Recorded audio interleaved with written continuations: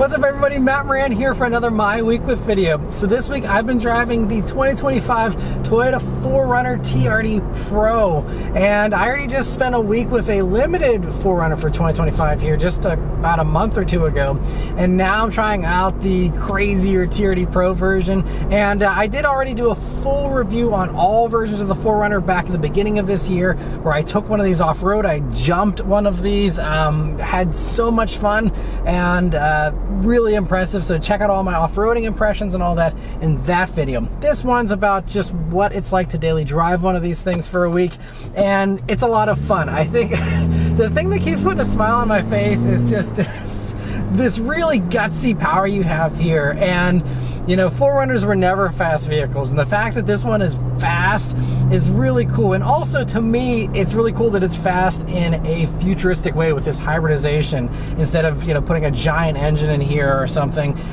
You know, it's doing it in a very cool way, and that gives you faster response with that hybrid system, and allows a lot of engine off behavior. Whenever you're coasting, much of the time it will just turn the engine off completely, but it's fast enough to kick back on. So every once in a while there is an occasional, you know, couple millisecond delay, but typically it's not, you know, bothering me. It's just functioning in the background unobtrusively, and I really love that. Now, as far as the other things here, so I just love that the motor also has such great passing power. I did a lot of highway driving this week, and you know, 326 horsepower is all well and good on its own. Having a turbo is great, but the 465 pound-feet of torque really is what helps this thing to really feel punchy, especially when you're up at speed. And it's been so much fun. Hearing the turbo sounds every once in a while is really a ton of fun too. And just this vehicle, I said this in my initial review, but it's so empowering. I'm not an off-roader, but this vehicle makes me want to just drive over everything. You know, any terrain it can handle without breaking a sweat. It makes you want to be more adventurous because it's so adventure ready. And it's a new feeling for me that I'm not used to be perfectly honest. And it's really fun. And so I've really enjoyed driving this thing this week. But it wasn't all positives here with this vehicle, and I will cover several negatives. One other little minor thing though is this whole sound system. We have this JBL stereo with a removable speaker. It's been covered plenty already in the Tacoma over the past year and a half, and you know, now it's just here by extension as well. But it's actually a really good stereo, and I listened to a lot of music this week, and especially here in the cabin of the 4Runner in particular, it's a really nice performing stereo. So I really like that. I think it's worth the upgrade, probably, you know, from the base stereo. But as far as the things that I didn't love about the TRD Pro, the first thing, which I think actually is very relevant for this vehicle, is, you know, we have ventilated seats in addition to the heated seats and all the other creature comforts you have.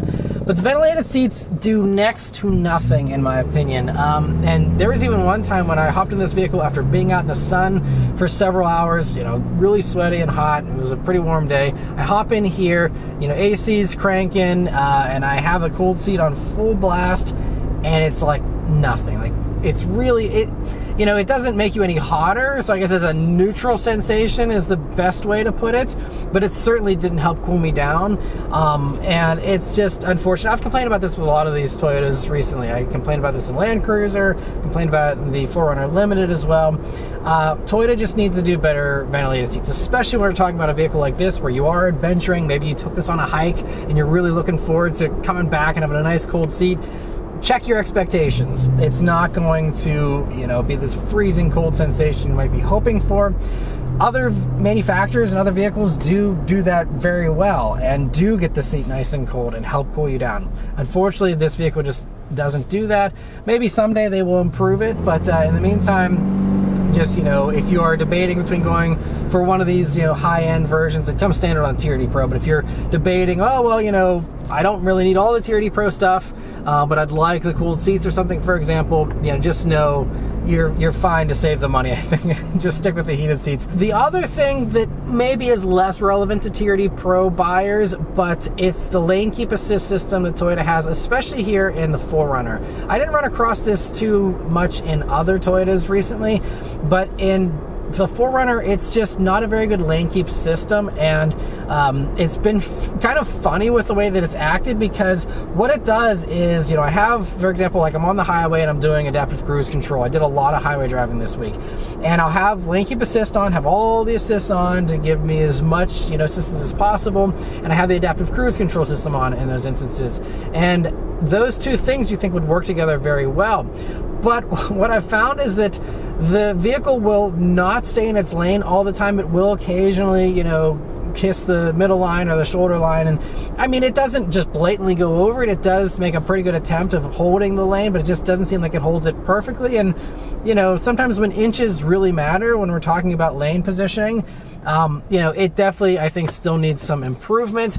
And so I don't love that on its own. But on top of that, the lane departure alert will then scold you because you are, touching the center line or the shoulder line there, and it'll yell at you and say, bing, ding, ding, and give you all these, beeps and stuff because you're doing that, but it's the vehicle's own failures that are causing that to happen.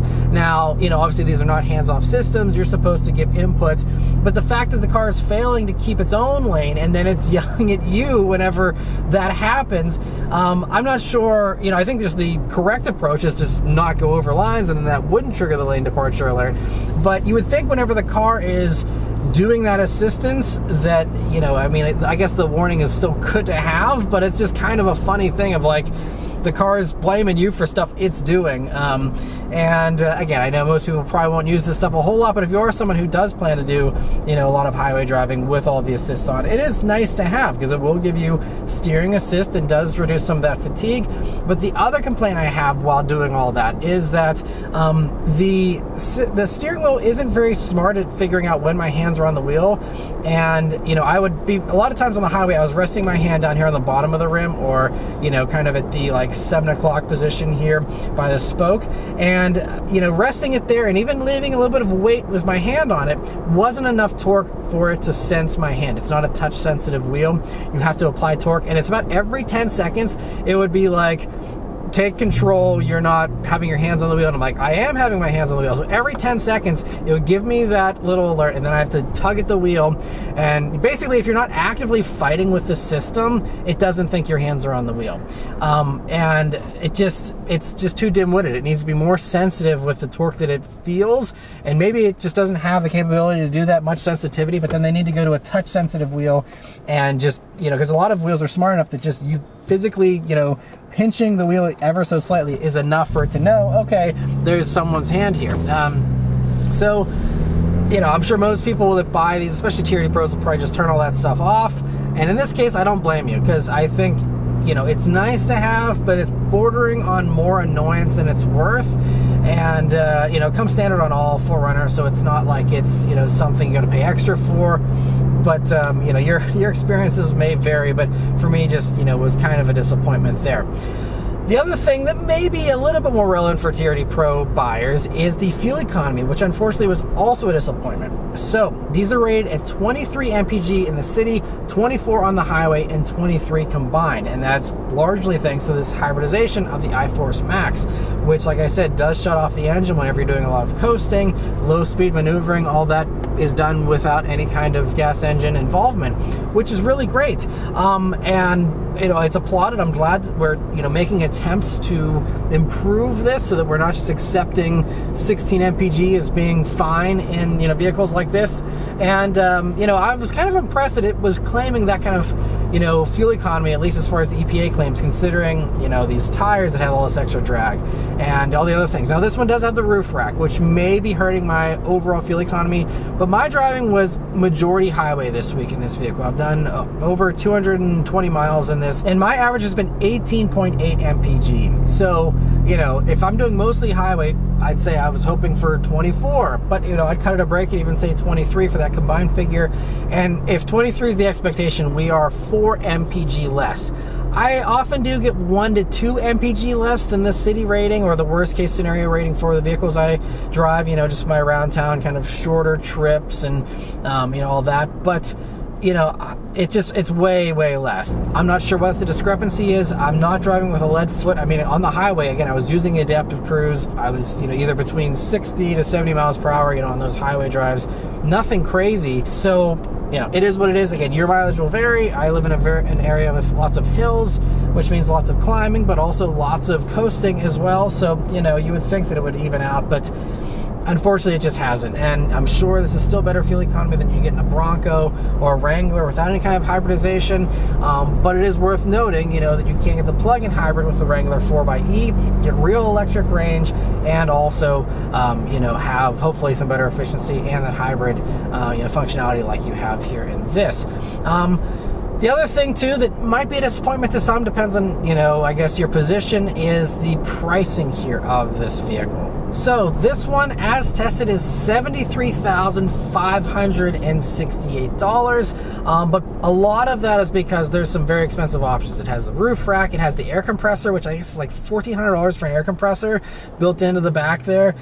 There's you know, some extra cost stuff here for sure that is driving up that price. And if you didn't have all the accessories, just a regular TRD Pro would run you, I think, about $68,350 is, you know, what they start at before you add on anything. And they come pretty much fully loaded, so there's really nothing you need to add aside from, again, the accessorizing if you want to do that. But it's expensive, and, you know, you do save a little bit of money with a Wrangler, and, you know, you can get a Bronco pretty comparable to this, you know, and come out about the same money, assuming you're paying MSRP for everything. And I think, you know, that's the one thing that, you know, these are very hot, and Toyotas typically are no stranger to markups. You know, they're very desirable, and as a result, that means there's oftentimes more markups, especially these days. You know, Broncos, there's tons of them sitting on dealer lots, giant discounts on those. Wrangler, you know, always plentiful and lots of discounts too. So, you know, real world pricing is going to put this at a high premium over those. Now, personally, I like living with this better than Bronco and Wrangler. It's more refined. It's just, you know, better in all the ways, really, in my opinion, aside from, you know, maybe very narrow trails or really intense off-roading where, you know, the Bronco and the Wrangler will win out. But I think for most people just going out and having fun on a trail or something, this is going to be the better thing to live with on a daily basis, and also, you know, just be a little bit easier and still, you know, plenty capable on a trail. But, you know, it's going to come at a price, and that's the bottom line. Now, you know, the silver lining there, I suppose, is that, you know, typically 4Runners, one, run forever, last forever, and even though we have a new engine here and the turbo, you know, this motor's been put through Toyota's very stringent testing, and I know even with like Tacoma, and I believe this as well, it was also put through their commercial grade testing. So I have full faith in this engine to last just as long as the old one did. And you also have the very high resale values, traditionally speaking, of 4Runner. We'll see if this new generation changes things, but I don't expect it to. So, you know, it's more of an investment, I would say, with these versus the Bronco and the Wrangler. But, you know, just you got to pay that money up front, though, you know. So it's up to you as far as, you know, whether it's worth it, of course. But personally, I love these things. And I absolutely, you know, if you have the extra money, I'd take it over Bronco and Wrangler. And I'd also take it over Passport. I think it's more exciting and more fun. Passport's easier to live with as well if you're okay with less capability. And I was very impressed with that. But that did have, you know, a more just delayed powertrain that I didn't love. This is just, it's so much fun. Just the acceleration alone is what I kept coming back to and putting a smile on my face every day of the week here that I drove this. So anyway, that's all of my thoughts here on the 4Runner TRD Pro. Let me know your thoughts on it in the comments below. Huge thanks to Toyota for providing me here with this vehicle to review for you guys today. And yeah, thank you all very much for watching. Please leave a like and subscribe to keep these videos coming, and I'll see you guys on the next one. Take care.